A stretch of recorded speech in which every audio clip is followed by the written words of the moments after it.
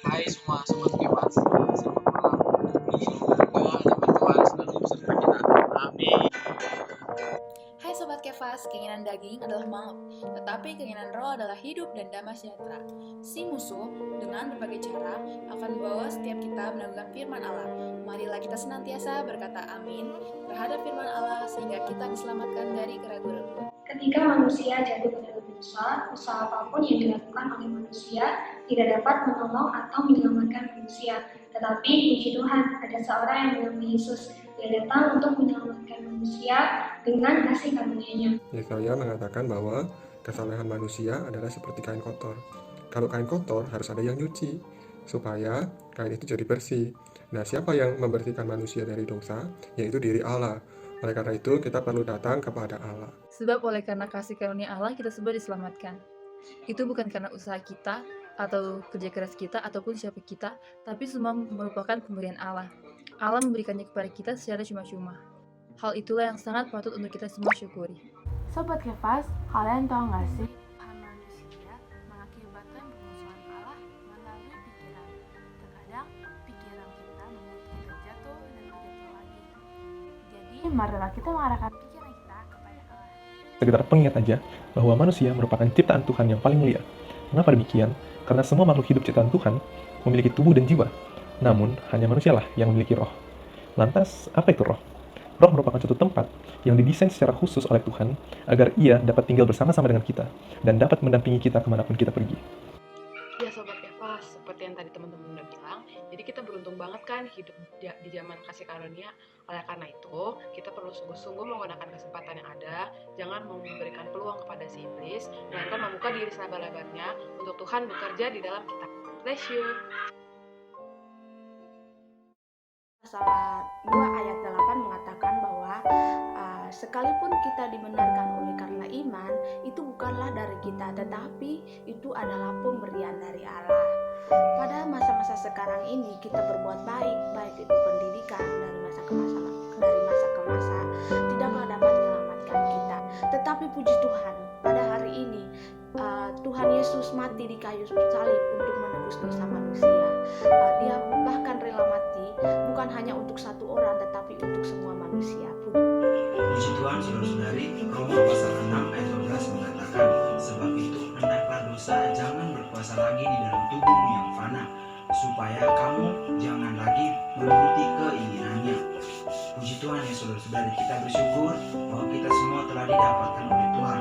Biarlah hari demi hari dosa tidak lagi berkuasa di atas diri kita. Yaitu yang pertama, kita harus berjaga-jaga agar hari demi hari biarlah kita terus menuruti perkataan Tuhan. Amin.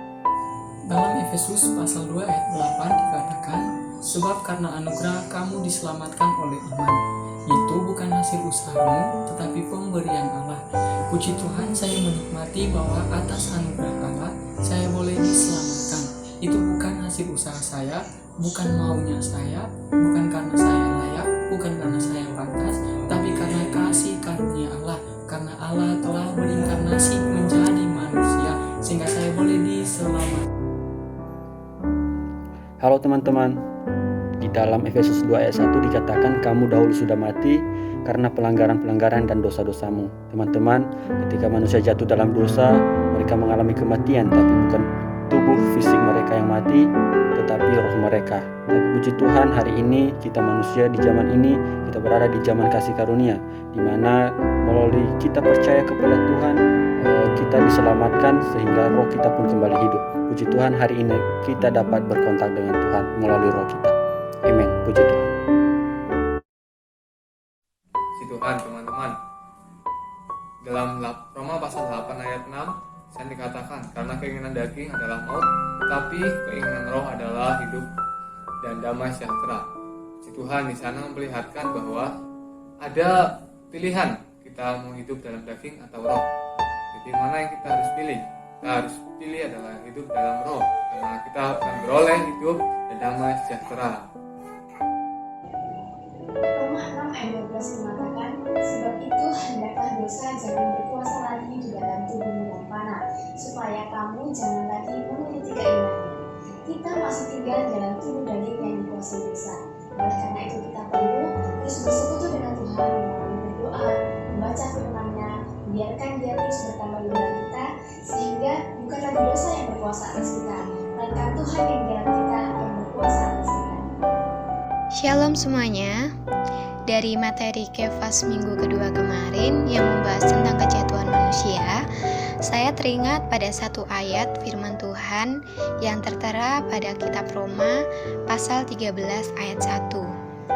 Tiap-tiap orang harus takluk kepada pemerintah yang di atasnya, sebab tidak ada pemerintah yang tidak berasal dari Allah, dan pemerintah-pemerintah yang ada ditetapkan oleh Allah.